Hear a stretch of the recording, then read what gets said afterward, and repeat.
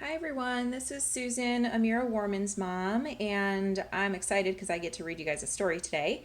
I'm going to read to you one of our family favorites, The Sneeches from Dr. Seuss, and I'm going to go ahead and get started now. The Sneeches. Now the star-belly Sneeches had bellies with stars. The plain-belly Sneeches had none upon theirs. Those stars weren't so big, they were really so small. You might think such a thing wouldn't matter at all. But because they had stars, all the star-belly Sneeches would brag, "We're the best kind of Sneech on the beaches." With their snoots in the air, they'd sniff and they'd snort. "We'll have nothing to do with the plain-belly sort." And whenever they met some, when they were out walking, they'd hike right on past them without even talking. When the star-belly children went out to play ball, could a plain belly get in the game? Not at all. You could only play if your bellies had stars, and the plain-bellied children had none upon theirs. When the star-belly Sneeches had frankfurter roasts, or picnics, or parties, or marshmallow toasts, they never invited the plain-belly Sneeches. They left them out cold in the dark of the beaches. They kept them away, never let them come near, and that's how they treated them year after year. Then one day, it seems, while the plain-belly Sneeches were moping and doping along on the beaches, just sitting there wishing their bellies had stars, a stranger zipped up in the strangest of cars. "My friends," he announced in a voice clear and keen, "my name is Sylvester McMonkey McBean. I've heard of your troubles, I've heard you're unhappy, but I can fix that, I'm the fix-it-up chappie. I've come here to help you, I have what you need, and my prices are low, and I work at great speed, and my work is 100% guaranteed." Then quickly Sylvester McMonkey McBean put together a very peculiar machine. And he said, "You want stars like a star-belly Sneech? My friends, you can have them for $3 each. Just pay me your money and hop right aboard." So they clambered inside. Then the big machine roared, and it clunked, and it bonked, and it jerked, and it burked, and it bopped them about. But the thing really worked.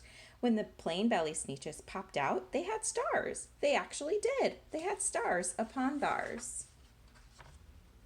Then they yelled at the ones who had stars at the start, "We're exactly like you. You can't tell us apart. We're all just the same now, you snooty old smarties, and now we can go to your frankfurter parties." "Good grief," groaned the ones who had the stars at the first. "We're still the best Sneeches, and they are the worst. But now how in the world will we know," they all frowned, "if which kind is what or the other way around?" Then up came McBean with a very sly wink, and he said, "Things are not quite as bad as you think. So you don't know who's who, that's perfectly true. But come with me, friends. Do you know what I'll do? I'll make you, again, the best Sneeches on beaches, and all it'll cost you is $10 eaches." "Belly stars are no longer in style," said McBean. "What you need is a trip through my star-off machine. This wondrous contraption will take off your stars so you won't look like Sneeches who have them on theirs."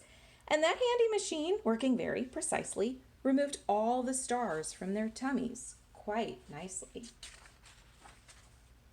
Then, with snoots in the air, they paraded about, and they opened their beaks and they let out a shout. "We know who's who, now there isn't a doubt. The best kind of Sneeches are Sneeches without." Then, of course, those with stars all got frightfully mad. To be wearing a star now was frightfully bad. Then, of course, old Sylvester McMonkey McBean invited them into his star-off machine. Then, of course, from then on, as you can probably guess, things really got into a horrible mess. All the rest of that day, on those wild screaming beaches, the fix-it-up chappie kept fixing up Sneeches. Off again, on again, in again, out again.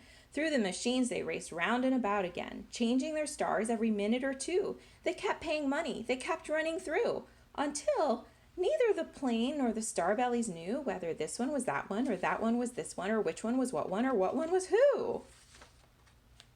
Then, when every last cent of their money was spent, the fix-it-up chappie packed up, and he went. And he laughed as he drove in his car up the beach. They never will learn. No, you can't teach a Sneech. But McBean was quite wrong, I'm quite happy to say. The Sneeches got really quite smart on that day. The day they decided that Sneeches are Sneeches and no kind of Sneech is the best on the beaches.